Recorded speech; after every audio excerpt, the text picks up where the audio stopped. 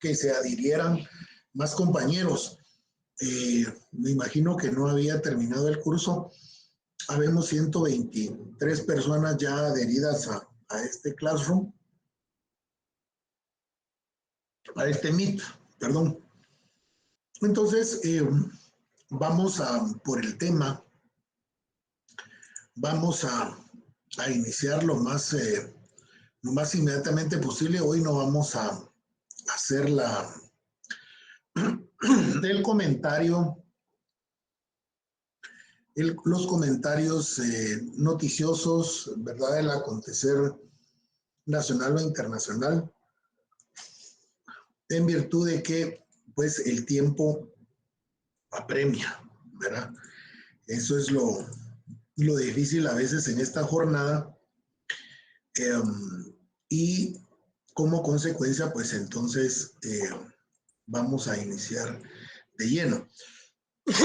Les envié unos minutos antes de que iniciara la clase las diapositivas que les envié el día domingo, corregidas porque tenían varios errores de mal teclazo.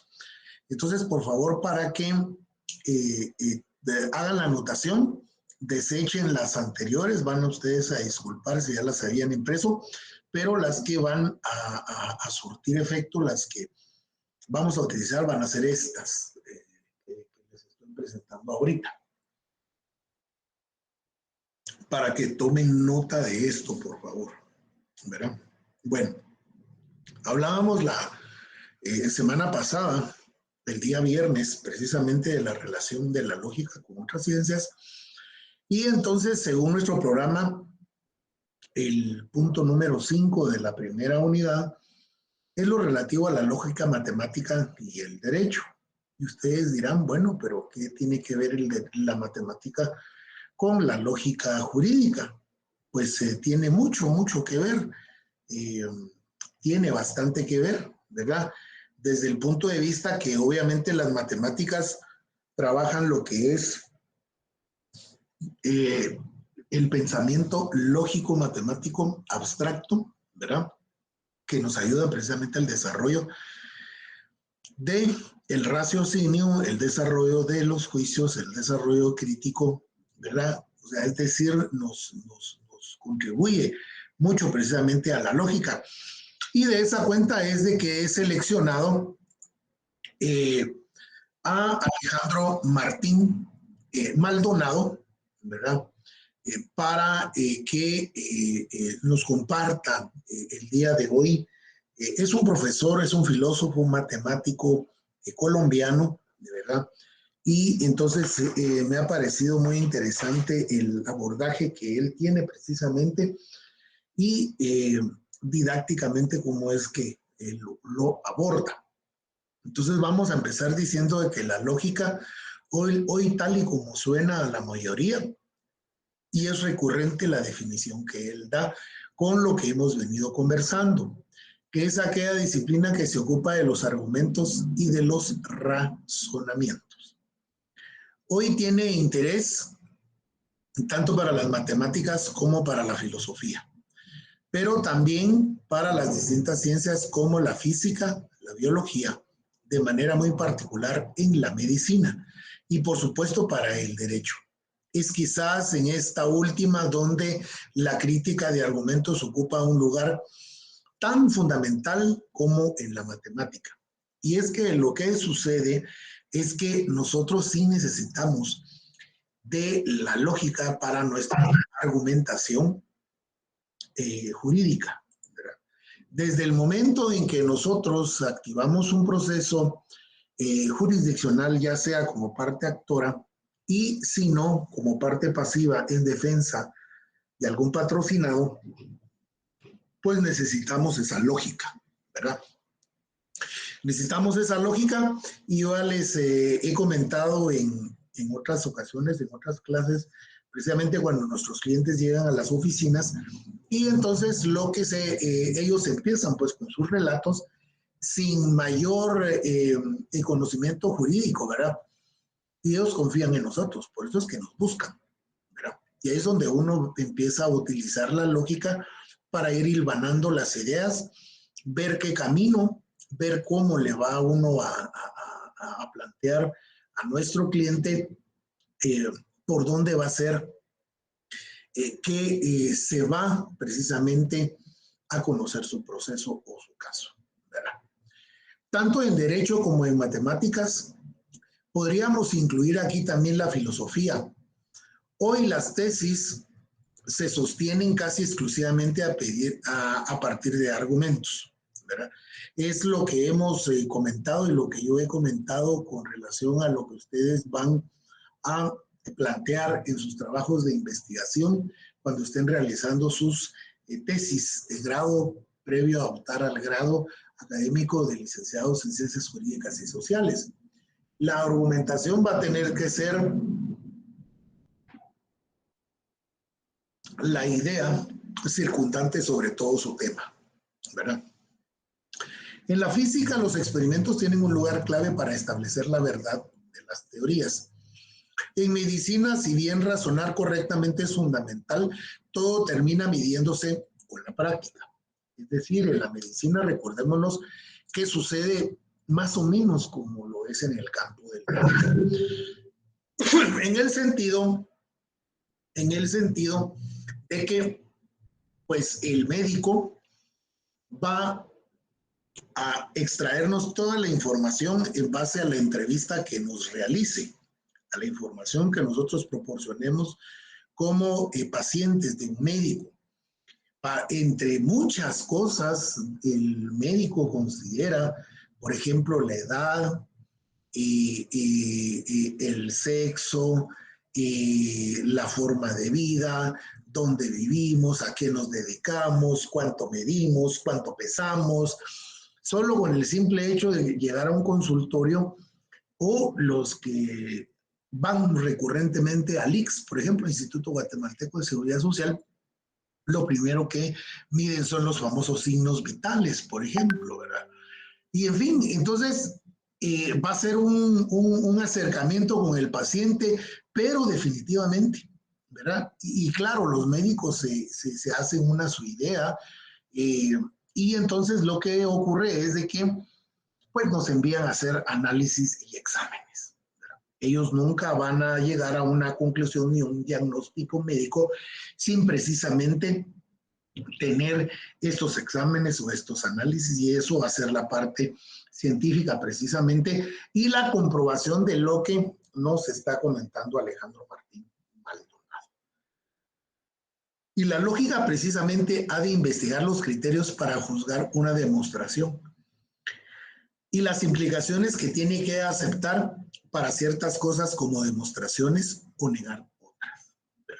Aquí de otra forma, de otra manera, viene también el hilo conductor que hemos estado conversando desde el principio sobre la verdad, ¿verdad?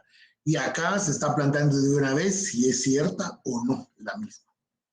En el derecho, toda afirmación reclama un argumento, ¿verdad?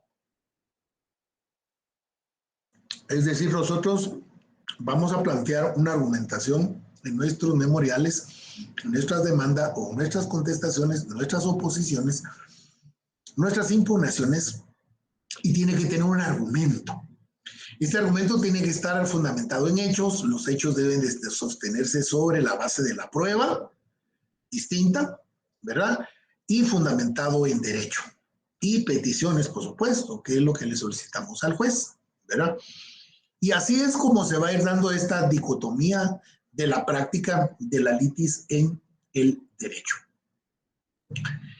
En derecho, toda afirmación reclama un argumento que no suele llamarse demostración, pero al que se le exige nos muestre la razón por la cual hemos de aceptar un veredicto, una resolución o una sentencia.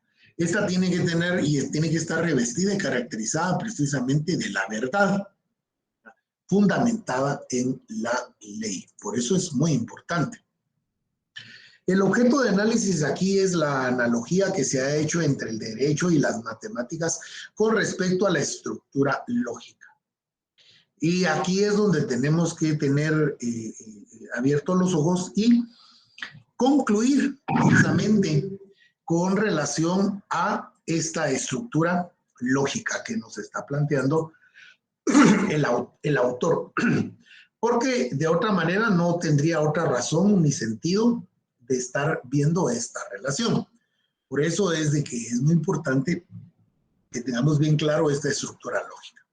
Toda analogía tiene tres elementos: los dos extremos y la relación o la proporción que se encuentran en ellos.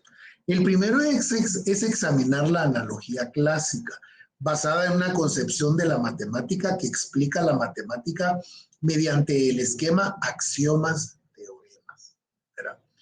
Los axiomas o teoremas van a ser precisamente, van a ser principios, van a ser estamentos que están ya delimitados, ¿verdad? Ya van a estar delimitados o agrupados, mejor dicho, en los siguientes: los axiomas algebraicos, los axiomas de orden y el axioma tipológico. El primero trata de las propiedades de la suma, la resta, la multiplicación y la división, que son precisamente las, digamos, las cuatro operaciones fundantes de la matemática que nos han enseñado en todo el ciclo primario. El segundo establece un orden para los elementos de cada conjunto dado.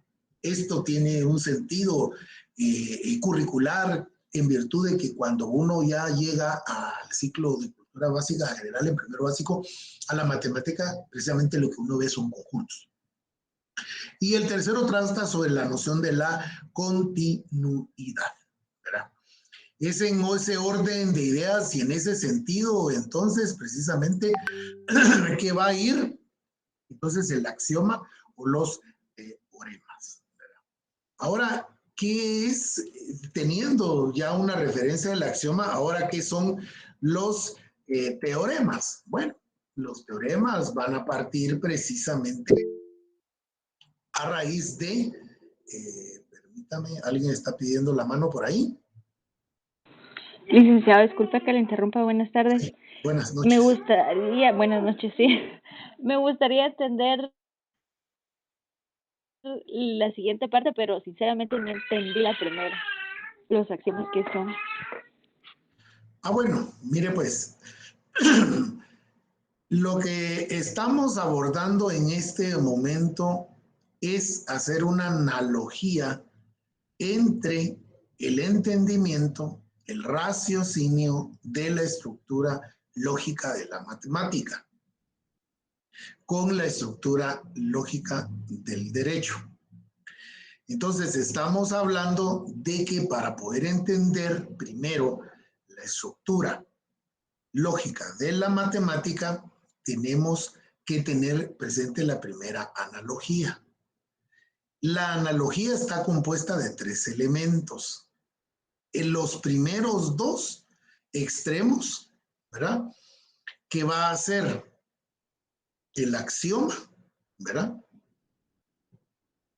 Y teoremas. Los axiomas son partes o subdivisiones, en este caso, de operaciones matemáticas. Entonces se habla de los axiomas algebraicos, que son las operaciones fundamentales que nos han enseñado en el ciclo de primaria, que es la matemática, la suma, la división.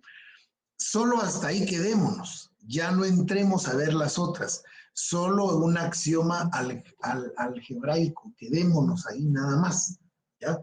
Que son estas operaciones fundamentales. Eso es un axioma. Ya lo comprendí, Lic. Y luego tenemos la parte del teorema.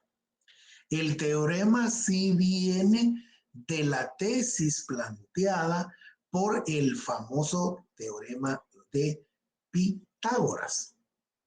En matemáticas, el teorema de Pitágoras es una relación en geometría euclidiana, de Euclides, ¿verdad? que era un griego, entre los tres lados de un triángulo rectángulo.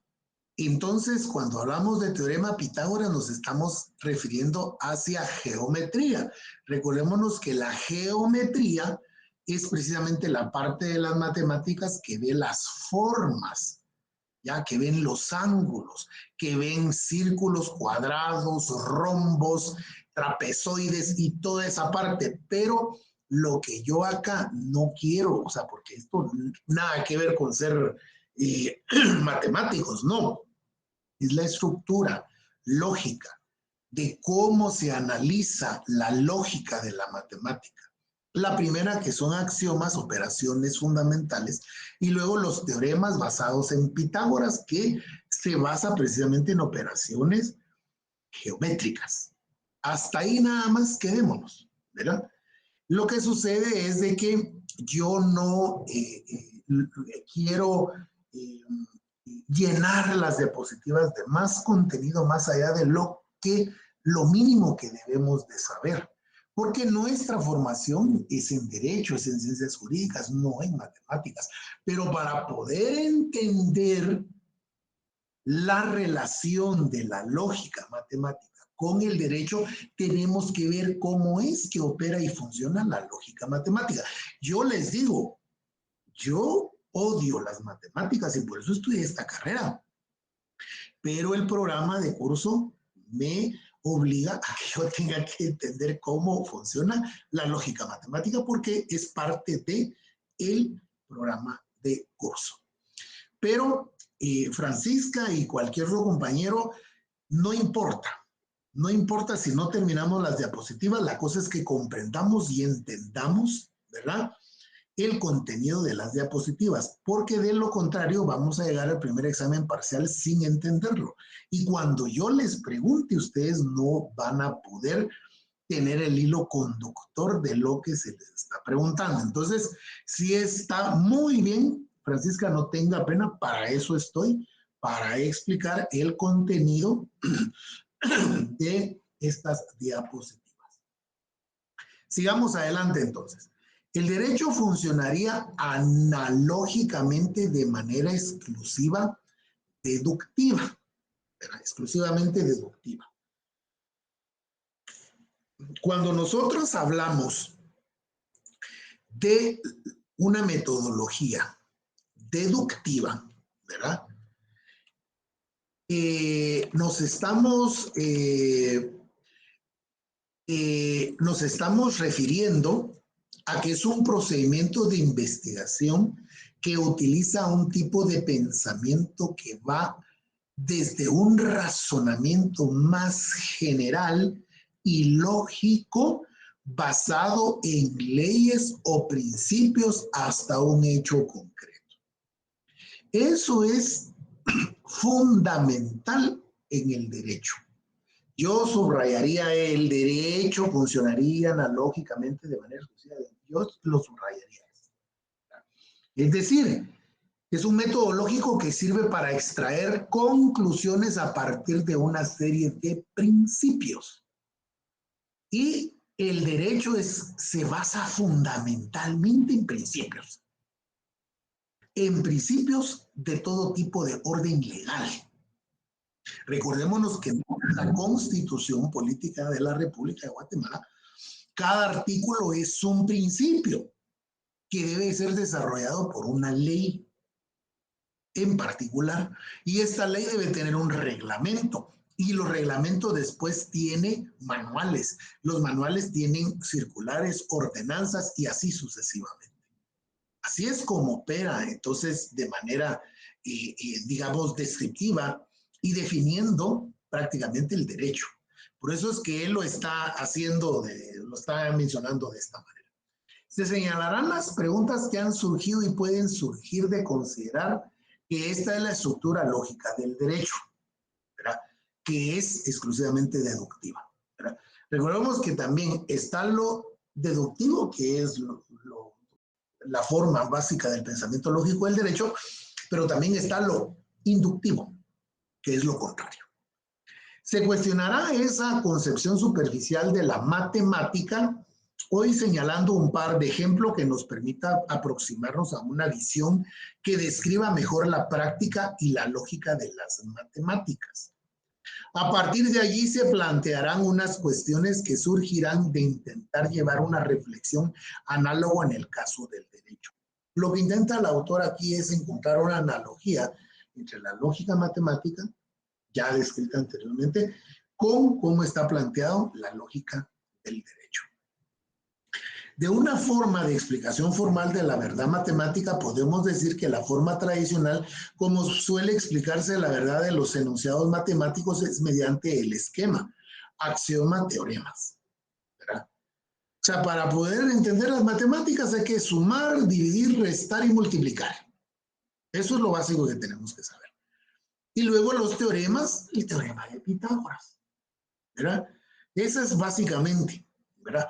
Y cuando nosotros estamos viendo, por ejemplo, los teoremas, el teorema de Pitágoras, estamos viendo la geometría y entonces ahí ineludiblemente tenemos que ver las figuras, ¿verdad? De la geometría, ¿verdad?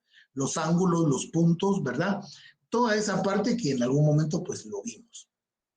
Demostrar un teorema consiste en señalar cómo se produce la proporción enunciada a partir de los axiomas y definiciones de la teoría. Porque entonces después resulta que yo necesito de un axioma, o sea, de una operación matemática para poder, ¿sí? Para poder deducir, ¿verdad? La proporción de este axioma, ¿verdad? Es un muy, o sea, al final se auxilia, ¿verdad? Una de la otra precisamente para poder enseñar. Además, cuando una proposición se deduce de otra, la verdad de las primeras implica la verdad de las proporciones deducidas, ¿verdad? Porque al final, pues son proporciones las que se miden ahí. En este caso, la verdad, el enunciado del teorema se heredaría de la verdad de los axiomas. Y es que fíjense ustedes que las matemáticas, como lo comentábamos la vez pasada, las matemáticas no mienten.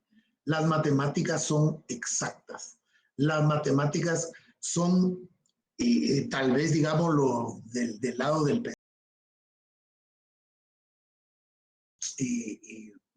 De hecho, nosotros en nuestro cerebro, nuestros hemisferios, derecho e izquierdo, lo tenemos subdividido. Y una de las subdivisiones es precisamente el pensamiento lógico matemático. ¿Verdad? Está dividido el cerebro por hemisferio derecho e izquierdo y tenemos inclusive hasta 9 multiinteligencias, dicen los científicos. Y una de ellas es la inteligencia lógica matemática.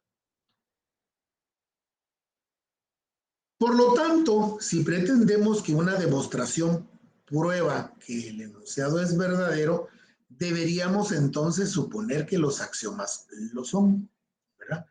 Y es que al final, así es, no hay de otra forma que no pueda ser. Pero ¿son verdaderos los axiomas?, se pregunta nuestro autor. Dado nuestro esquema, no cabría demostrar los axiomas, ya que ellos están a la cabeza del sistema. Pero es lo primero, lo principal. Por lo tanto, la verdad de los axiomas debería de ser de un orden distinto al de los teoremas. ¿Verdad? Como él es matemático. Hay dos posiciones clásicas. La primera, los axiomas son verdaderos, evidentes, y los axiomas son convencionales. La primera parece aún tener mucha aceptación y no es raro incluso escuchar a matemáticos defendiendo tal posición, que son verdaderos, evidentes. La segunda es más popular entre los filósofos, aunque cada vez son más los matemáticos, especialmente los que son afines a la lógica, quienes estarían inclinados a sostenerla. Al considerar seriamente aquella afirmación según lo cual los axiomas de la matemática constituyen verdades evidentes, muy pronto surgen preguntas de este tipo. ¿En qué sentido evidentes? ¿Cómo pueden ser evidentes? ¿Dónde miramos para ver la verdad de los axiomas? ¿De qué forma ellos muestran su propia ¿verdad? Dos ejemplos de teorías matemáticas que pueden servirnos para ilustrar estos problemas son la geometría y la aritmética. A saber, la primera es la más propia para hablar con términos visuales, en virtud de que son trazos, ¿no? Como lo implica el lenguaje de la evidencia. Al ver, pues uno ya se forma una idea, ¿verdad? La segunda, en cambio, trata de números, de ítems con los cuales nos queda más difícil decir que tengamos una relación perceptual directa. La geometría fue durante siglos del modelo para toda ciencia que quisiese ser demostrativa, tanto así que cuando se escribía de esa forma se hablaba de humor geométrico. La ética de Spinoza, uno de los ejemplos más particulares de la tentación de escribir de esta forma. Adelante, Emerson. Eso lo quería agregar, licenciado, que en el tiempo del teorema de Pitágoras, ¿Cómo no? él hizo su demostración de una forma visual, que eso prácticamente es geometría. Excelente, así es correcto. Muy bien, muchas gracias por el aporte. ¿Qué era esto de ética Spinoza, verdad? De Spinoza. Es un tratado del filósofo neerlandés Baruch Spinoza, escrito entre 1661 y 1675 y publicado póstumamente, o sea, ya al morir en 1677. Es su obra más conocida y apreciada, pues contiene la mayoría de su concepción filosófica. Spinoza proyectó dar a conocer la ética al menos 2 años antes de su publicación definitiva, pero en carta de agosto de 1675 comunicó a su amigo Oldenburg que se vio forzado a retirar el manuscrito de la imprenta a causa de una campaña de asechanzas por parte de teólogos y filósofos cartesianos que consideraban ateo el libro. De todos modos, copias del mismo o fragmentos circulaban ya desde años atrás, al menos desde 1661, aunque rehusó entregar el manuscrito a Leibniz, imagínense, nada menos y nada más aquí, en París en 1675, por considerarlo imprudente. Una copia manuscrita se llegó a manos del Santo Oficio en Roma, donde la Santa Sede intentó también impedir su publicación 4 meses después de su edición. El gobierno neerlandés prohibía su difusión de dicha obra. En la ética, Spinoza intenta demostrar un sistema filosófico plenamente coherente que se esfuerza para ofrecer una imagen objetiva de la realidad y por comprender el significado de la vida ética, siguiendo un formato lógico paso por paso, definido en torno a la naturaleza de Dios, la mente, la servidumbre humana y las emociones y el poder de la comprensión, moviendo desde la consideración de lo eterno a especular sobre el lugar de la humanidad en el orden natural, libertad y el camino a la felicidad posible. Entonces, en ese sentido, pues es una referencia lo que les acabo de leer con relación a la obra de Spinoza, ¿verdad? Que en ese sentido, pues es importante tenerlo solo como referencia. Esto, por supuesto, es un extra, es para tener un antecedente y no va a ser objeto de examen. Hoy precisamente uno de los hechos que marcó la historia de la geometría fue la reflexión alrededor de los axiomas que Euclides llamó postulados, escogencia, terminología acerca de los cuales podemos reflexionar un poco más adelante. El famoso quinto postulado llamado de las paralelas dice lo siguiente, pero ¿qué es eso de qué es esto también del famoso quinto postulado? ¿Verdad? El famoso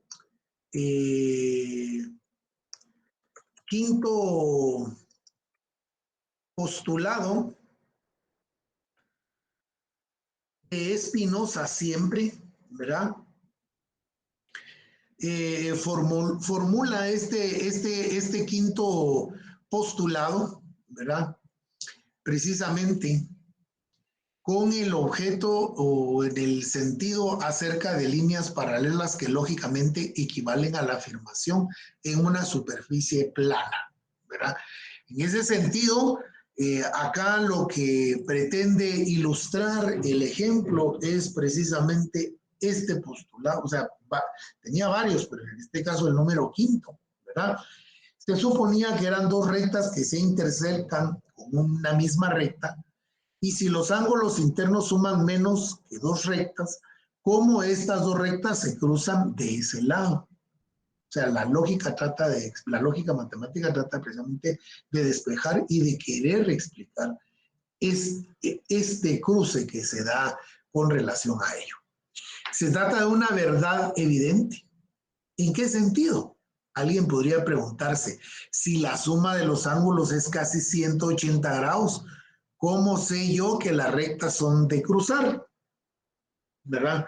Y es que acá, pues, no solo es matemático, sino es también aritmético y geométrico, ¿verdad?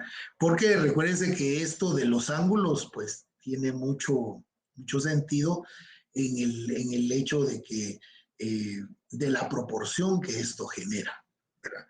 Y pues hay inclusive ya hechas, me recuerdo yo cuando estudiábamos en primaria básicos, ¿verdad?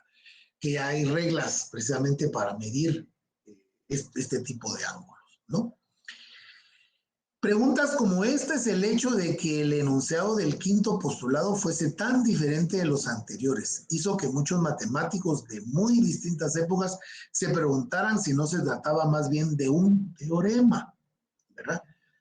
Y entonces esta discusión sale precisamente en torno a lo creíble o no, ¿verdad? Porque es lógico o no es lógico, ¿verdad? El resultado precisamente partiendo de lo visual que puede hacer este quinto postulado. Esta cuestión no pudo ser resuelta sino hasta en el siglo XIX, cuando fue demostrado que era imposible probar o refutar el quinto postulado a partir de los otros cuatro. Lo interesante y novedoso de este resultado es que ya no demuestra una propiedad de los objetos matemáticos sino de las teorías. La estrategia de esta prueba consiste en mostrar que existen estructuras o modelos que pueden satisfacer los primeros cuatro postulados, pero no el quinto. Hoy estas son las famosas geometrías no euclideas. Su existencia pone en duda la evidencia de proposiciones de la geometría euclidea. Se llegaría entonces incluso a afirmar que la geometría real del espacio físico podría ser no euclídea. ¿Verdad? Ahora, vean ustedes el extremo, que quien está comentando esta conclusión. Nada menos y nada más que Albert Einstein. O sea, gente muy elevada, gente hasta allá arriba, ¿verdad? Ustedes, ¿verdad? O sea, cuestionando, imagínense las teorías de los antiguos, ¿verdad? Y bueno, veíamos cómo la vez pasada, ¿verdad? Con la famosa teoría de los átomos, ¿verdad? Se desprende la bomba atómica, hay ahí la radiación y posteriormente ahora está para la utilidad y el bienestar de los seres humanos. En base a esa teoría y ese principio, los hornos de microondas, ¿verdad? O sea, al final el conocimiento humano no tiene límites y puede ser utilizado para el bien o para el mal, ¿verdad? Consideramos ahora la aritmética saliendo de la geometría. En la base están los resultados de los cálculos elementales, las sumas, las multiplicaciones que todos conocemos. Y de allí En adelante, todo tipo de teoremas generales acerca de los números, desde sus orígenes pitagóricos. Se conocen muchos de estos resultados como el hecho de que la suma de los impares consecutivos de siempre con números cuadrados. Pero solo a finales del siglo XIX se presenta un sistema axiomático, Peano, ¿verdad? Este es otro gran filósofo y matemático, ¿verdad?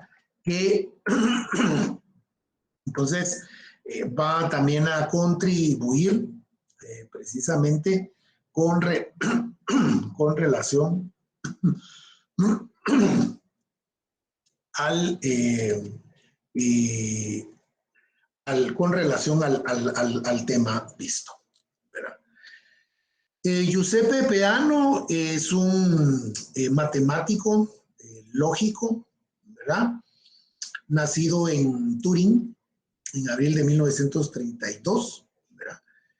Conocido por sus contribuciones a la lógica matemática y a la teoría de los números.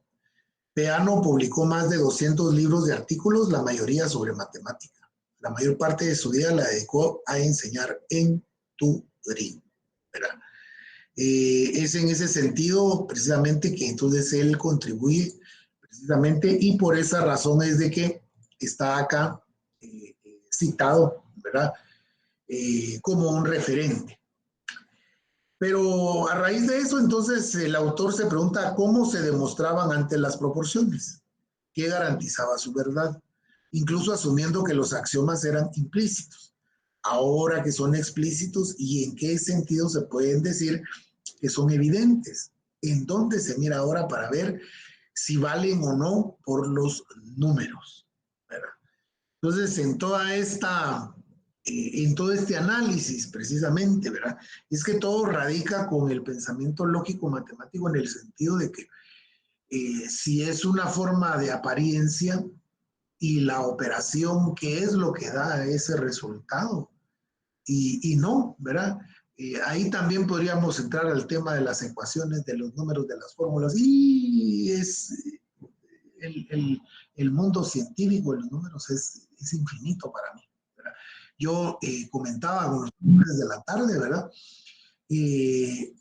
Los compañeros de la Facultad de Ingeniería, ¿verdad? En su mayoría, a excepción me parece ser de la ingeniería civil, pero hay todas las demás ingenierías, todas las que hay ahí, ven, por ejemplo, 10 matemáticas ustedes. O sea, el que estudia para ingeniero le tiene que usar los números sí o sí, ¿verdad? Porque ingeniería viene de ingenio. Y es que no es que nosotros tampoco no seamos ingeniosos, pero nosotros desarrollamos el sentido lógico de otra forma, pues, pero no a través de los números. Pero imagínense ustedes en la Facultad de Ingeniería 10 matemáticas, por Dios santo, yo no creo que no pasaría la primera, ¿verdad? Pero son 10 matemáticas los que los profesionales ahí estudian, ¿verdad? Y sí que para darle gusto a la lógica matemática. Una solución que podría adoptarse consistiría en afirmar que los axiomas son convenciones, que se fijan en algún momento. Esto eliminaría la pregunta para la evidencia de los mismos, pero abriría cuestiones nuevas. Si son convencionales, entonces toda la matemática resultaría arbitraria, porque lo está dejando abierto. Hoy, sin embargo, como hemos visto, las axiomas de la aritmética solo aparecen en cuanto a esta disciplina, está ya bien madura, ¿verdad? Hoy la convención estaba implícita antes en el trabajo de las matemáticas. Ahora pasemos al plano que nos interesa. Después de haber pasado por este relajo de la lógica matemática, de querer tratar de buscar y de entender la lógica de la matemática. Hoy, para el caso del derecho, nos vamos a limitar a plantear unas nuevas preguntas. Y el autor dice para los abogados, inclusive él dice en su ensayo, ¿verdad?, que lo eliminé, ¿verdad?, para mis amigos los abogados, dice él, que conocen mucho mejor del tema y que pueden ayudar a responder. Dada la estructura jerárquica de los enunciados en el derecho, podría pensarse en una serie de analogías, suponiendo que la traducción jugase un papel importante en la argumentación jurídica. Hoy tendríamos que buscar qué papel importante en la argumentación, buscar qué correspondería a la par del axioma teorema y qué ocuparía el lugar de la deducción, que es el camino que la matemática lleva de las dos primeras a las segundas. Acá es fácil de poderlo deducir, porque acá, por ejemplo, nos vamos en base a la pirámide kelseniana del derecho, porque aquí habla de jerarquía, ¿verdad? Entonces tenemos en primer término la norma constitucional, y luego la ley formal, ¿verdad? Luego los reglamentos, los acuerdos gubernativos, los acuerdos ministeriales, las resoluciones, los oficios, las ordenanzas y demás, ¿verdad? Eso es fácil de poderlo esquematizar y no complicarse tanto en la existencia. El paraxioma teorema podría corresponder en teoría del derecho a la pareja o al principio de leyes o en la práctica jurídica a la manera como se argumenta en un caso a partir de los códigos. Recordémonos que acá, básica y fundamentalmente, tenemos que partir del principio de legalidad, que más adelante lo vamos a ver en derecho penal, es el artículo primero, ¿verdad? No hay un crimen ni apenas sin la ley, ¿verdad? Es el principio fundamental, ¿verdad? Y también esto con enlazado, ¿verdad?, con el artículo 5 constitucional, que lo que no está prohibido es permitido, ¿verdad? Así de sencillo, ¿verdad? Es bien fácil de poderlo despejar. El primer intento de analogía lleva a encontrarnos en la teoría del derecho preguntas muy parecidas a las que se han dado en la filosofía de la matemática. Hoy sí se dice que la validez de las leyes depende. Sí, adelante, Pedro, por favor.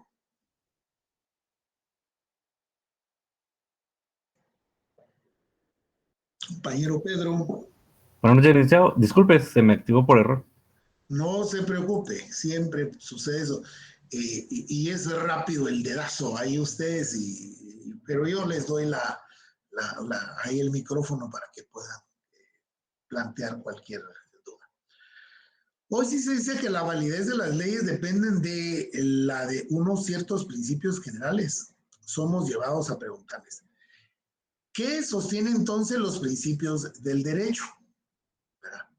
¿Son intuitivamente verdaderos? ¿Son verdades naturales o son convenciones sociales? Lo que sucede acá en el caso del derecho, recuérdense que para que una norma tenga validez y tenga vigencia, al menos si es internacional o extranjera, debe estar fundamentado y basado en un tratado o una convención, como comenta acá. Luego debe de ingresar al sistema jurídico para que tenga validez en el sistema jurídico nacional a través, primero, que haya sido suscrito por el Ejecutivo, que conforme con la Constitución Política, hablando de eso, ¿verdad? Hay una pugna ahorita ahí ahora entre el gobierno de Guatemala, Ministerio de Relaciones Exteriores, la Cancillería, con la embajada nada menos y nada más que del Reino Unido, ¿verdad? La embajada del Reino Unido ha invitado a los ilustres y excelentísimos magistrados del Tribunal Supremo Electoral a hacer una visita de cortesía a la embajada, nada menos y nada más, para que la embajada pues tenga de primera mano y en primer orden comunicación e información sobre el proceso electoral. Y entonces el gobierno de la República, a través de un comunicado oficial, se ha dirigido a la honorable y respetuosa embajada del Reino Unido que respete y que no se entrometan en el proceso electoral, amparados en la Convención de Viena, en la Carta de no sé, algo así, ¿verdad? Yo consideraría que es más o menos un poco lo que sucedió con Colombia, solo que con Colombia sí hubo intercambio de versiones y de comentarios de los presidentes, tanto de Guatemala como de Colombia. Acá no, ¿verdad? Lo que sí es cierto, ¿verdad? Ustedes que se puede leer entre líneas la preocupación por parte de la comunidad nacional con relación al proceso electoral guatemalteco. Hay mucha preocupación, ¿verdad? Porque pues Guatemala sí ha mantenido una lucha constante para la democratización de este proceso. Y entonces la comunidad internacional, diferentes medios, países, organismos nacionales, bilaterales, están demostrando su preocupación porque no se ve con imparcialidad la cosa, ¿verdad? Ahí está una noticia, ¿verdad?, que ha estado dando de qué hablar desde el fin de semana, unos a favor, otros en contra, y ustedes ya saben que aquí al final, disculpen la expresión, guatebolas, ¿verdad? Pero sí hay que estar bien informados para precisamente que no nos tomen por sorpresa, ¿verdad? Hoy, sin embargo, una vez resuelto ese problema, se encuentra en qué medidas se puede usar un argumento del mismo tipo para casos similares y se obtiene un resultado con cierta generalidad. Pero la esencia del teorema ya estaba en la prueba para el caso en particular, ¿verdad? Es lo que yo estaba comentando, ¿verdad? Bueno, en todo proceso jurisdiccional la prueba es lo que manda. En derecho, ya sea en caso de la decisión de un juez, o sea, de las Cortes Constitucionales Suprema, finalmente debe buscarse una norma que siga de las leyes y las normas establecidas que cobijen el caso en cuestión. A eso vamos a llamar entonces el principio de legalidad. Dado que la pregunta para el fundamento de las leyes pertenece más bien a lo que es, examinaremos más atrás. Aquí lo que nos interesa es la manera como estaríamos conectando las normas a lo que se apela en la decisión con las leyes y las normas establecidas. Y entonces surgen las siguientes preguntas. ¿Se trata efectivamente de una deducción? Como vimos la metodología en las primeras diapositivas, debe buscarse un formalismo jurídico como en el desarrollo para la matemática para garantizar el rigor de las deducciones. La ley es la ley, dura lex, dura lex. Y el principio del positivismo jurídico que tanto hemos hablado de Hans Kelsen, esto no puede ser de otra forma en un sistema de derecho positivo como el guatemalteco. Este autor, pues obviamente al ser filósofo y matemático y no estar bien versado en el derecho, pues hace esa interrogante, pero acá se la respondemos. Se trata efectivamente de una deducción. ¿Debe buscarse un formalismo jurídico? Por supuesto que siempre, todo. Entonces, ese formalismo, la lógica del derecho que regularía las demostraciones, ¿será el mismo que para las matemáticas? Y yo consideraría y pensaría que no. Porque originalmente lo único que se trata es de hacer una analogía en cuanto a la estructura, pero no puede ser aplicada a una cosa, porque recordémonos que nuestra ciencia también y el avance de las normas y de las leyes es bastante subjetiva. Y por eso el dicho que donde hay dos abogados hay tres criterios, pero 2 más 2 es 4. Ahí ya no hay otra. Ahí ya no hay 4 y medio, 3.75. No, 2 y 2 son 4, 4 y 4, 2 son 6, 6 y 2 son 8 y 8, 16, dice la canción, ¿verdad? Entonces, para ir de una vez aterrizando y concluyendo. Ya vimos que el derecho, el par, axioma, teorema puede corresponder a cosas diferentes en el derecho.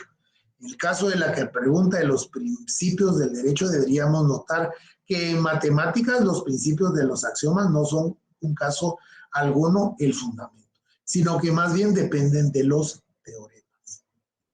Sin embargo, los axiomas siguen jugando un papel clave en la organización de las matemáticas, en la forma como han de ser clasificados sus conceptos y presentando sus resultados. Los principios del derecho tienen un interés que vaya más allá de una búsqueda de fundamentación, y es que lo que sucede, al menos en derecho administrativo, les voy a decir, compañeros, está el principio de legalidad, el principio de juridicidad o juricidad, ¿verdad? Que son básicamente lo mismo, solo que cuando hablamos del principio de legalidad atendemos a la reglamentación y cuando hablamos del principio de juridicidad o juridicidad atendemos a el fundamento no reglamentario como es el de la legalidad. Pero a falta de esto, entonces vamos a utilizar deducidamente, ¿va?, el pensamiento metodológico de la deducción, que entonces tenemos, porque no puede haber ámbito que no escape a la regulación jurídica o legal. ¿verdad? Entonces no podemos tampoco ir por la vida, por ejemplo, con el principio 5 constitucional, ¿verdad? Artículo 5 constitucional, lo que no está prohibido está permitido, pues, ¿verdad? Y bueno, no, todo tiene que tener una aplicación del derecho, pues si el derecho es para regular las condiciones de los seres humanos que vivimos en sociedad. Y es una norma y es impositiva. Entonces, para eso son los principios generales del derecho. Para eso son los principios del derecho común o el derecho civil. Y si no, los principios generales del derecho administrativo. Pero no puede quedar así tan abierto. Pero nos interesa más aquí ver cómo la reflexión acerca de las matemáticas nos invita a pensar la práctica cotidiana del derecho. Pues eso es lo que estamos esperando, ¿va? Desde que empezó la diapositiva. La manera como se escogen las leyes, hoy cómo se toman las decisiones jurídicas, bueno, pues es una cosa cómo es que se emiten y otra cosa es cómo se aplican, ¿verdad? Cómo se emiten, ahí ya sabemos, ahí está el proceso regulado en la Constitución Política y en la Ley Orgánica del Organismo Legislativo, en el caso de Guatemala. Y luego la aplicación a quién corresponde, pues a la administración pública o al sistema de justicia. ¿Cómo se relacionan las leyes y las normas escritas con la práctica? Ese es un problema en Guatemala. Porque una cosa es lo que la ley dice y otra cosa es lo que sucede en la práctica, ¿verdad? Como quien dice, echa la ley, echa la trampa, pero eso ya no es problema de nosotros. Y al menos en la facultad, y cuando yo imparto el curso de Derecho Administrativo 1 y 2, o el curso, perdón, de Derecho Procesal Administrativo, yo siempre le digo a mis estudiantes, estimados estudiantes y compañeros, yo les voy a enseñar el cómo debiera ser, no el cómo es en la práctica afuera, que son dos cosas totalmente distintas y diferentes, ¿verdad? ¿Cómo se relacionan y cómo las normas se citan con la práctica? ¿Qué está antes, la ley o sus consecuencias? Yo se los pregunto a ustedes, ya ir cerrando ya estos, estamos a 2 diapositivas, pero ¿ustedes qué piensan? ¿Qué está antes, la ley o las consecuencias? Los escucho. Pero no todos, uno por uno. Buenas noches, Diana. Gracias. En mi caso yo considero que primero está la ley y pues posterior sus consecuencias, porque después de haber cometido una falta tenemos que pagar por ella, ¿verdad? Muy bien, gracias. Byron. Muy buenas noches, licenciado. Yo considero también lo mismo que dice la compañera. Creo que primero está la ley y luego nuestras consecuencias, ya que por ella va a ser dictada la misma ley. Así es, sí. Ahí no hay pierde, ¿verdad? El principio de legalidad que tanto hemos estado hablando, no como la vez pasada, la que sí estuvo un poco compleja, ¿va? ¿Y quién había sido primero, si el derecho o la persona, ¿verdad? Sí, muchas gracias ahí por la participación. Hemos descrito para hoy las matemáticas una dinámica que va desde los teoremas y los axiomas, donde primero se obtienen unos resultados particulares y luego va articulando una teoría formal. En derecho sería interesante analizar también este tipo de dinámicas, estudiar la forma en que las decisiones de los jueces y de las cortes pueden ir determinando las leyes, o incluso la forma, las leyes pueden ser entendidas a partir de sus consecuencias prácticas. Están en juego aquí 2 tipos de consideración. Uno más bien descriptivo, que tiene que ver con mirar efectivamente la norma, cómo está regulada con la trama argumentativa jurídica. Y otro quizás normativo, que se pregunta cuál sería la mejor manera de argumentar en el derecho. Es interesante mirar también cómo ciertas concepciones de la ley y de la argumentación jurídica en principio descriptiva han inspirado sistemas jurídicos normativos. Entonces, al hacer el análisis de la argumentación jurídica, no solo tenemos que mirar la forma cómo funcionan esos sistemas, sino la idea de la ley del derecho que los inspira. Podría haber una gran distancia entre la teoría normativa que inspira un cierto sistema jurídico y la práctica dentro del mismo.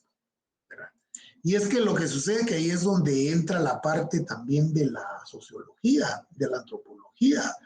Es decir, por ejemplo, por mencionarles algo, ¿verdad? La ley de femicidio.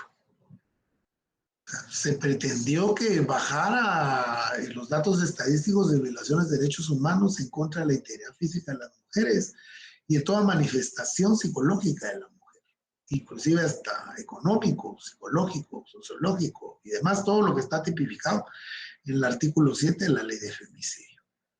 Sin embargo, no es así, porque nuestro problema pareciera ser cultural. Entonces, así tengamos la mejor ley del femicidio del mundo, si no se van a atacar las consecuencias originales de nuestra sociedad, esto no va a cambiar.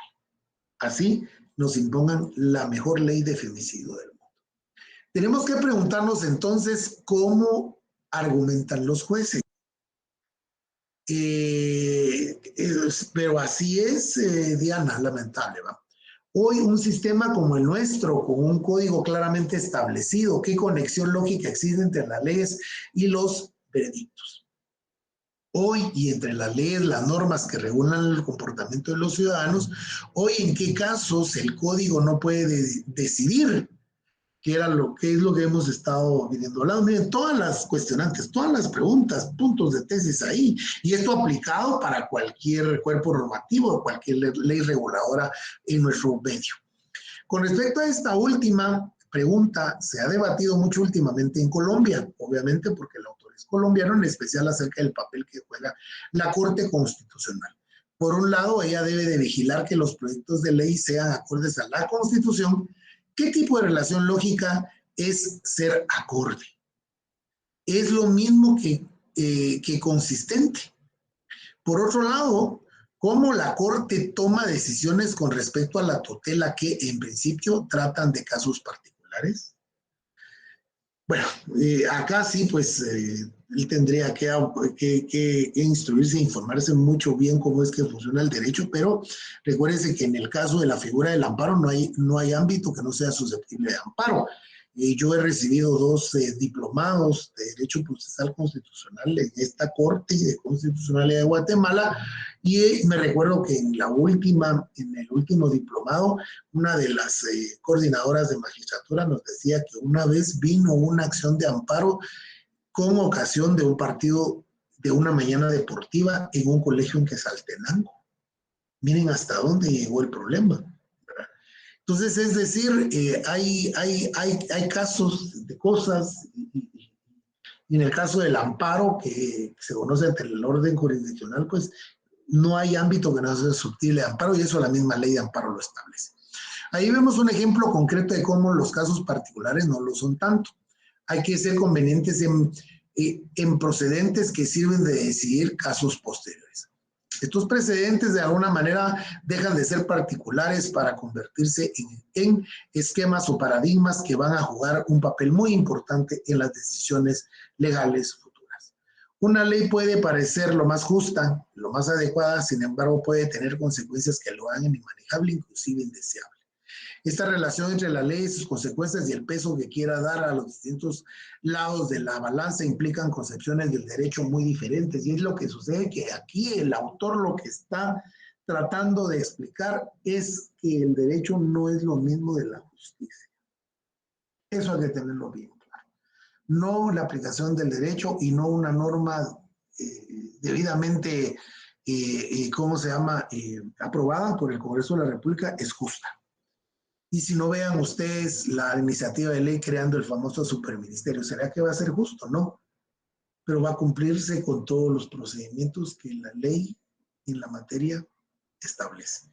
Va a cumplir con mayoría calificada en el Congreso de la República por la alianza oficialista y el famoso pacto de corruptos que tanto comenta la sociedad civil abiertamente, pero de que va a ser legal, pero va a ser injusta, ¿verdad? Y es la parte que le hace falta a nuestro autor. Bueno, entonces, esto sería la finalización de nuestra presentación. Estaríamos en la fase de preguntas y respuestas. En el caso, pues, de no haberlas, hasta aquí llegaríamos el día de hoy, agradeciéndoles a todos ustedes, a las 128 personas que permanecieron añadidas a este tablón. Y les agradezco que hayan permanecido, ¿verdad? Entonces yo les agradezco muchísimo, ¿verdad? Les deseo una feliz inicio de semana de labores, espero hayan iniciado muy bien. Hoy el tránsito imposible, como siempre, hoy inició el sector oficial, hoy también Día Nacional de la Marimba, según decreto 66-78 del Congreso de la República, está debidamente justificado, también el decreto 3199 establece a la marimba símbolo nacional, ¿verdad? Nos veremos entonces el día viernes, Dios mediante, y espero que el día viernes sí podamos comentar las noticias que nos aquejan como sociedad.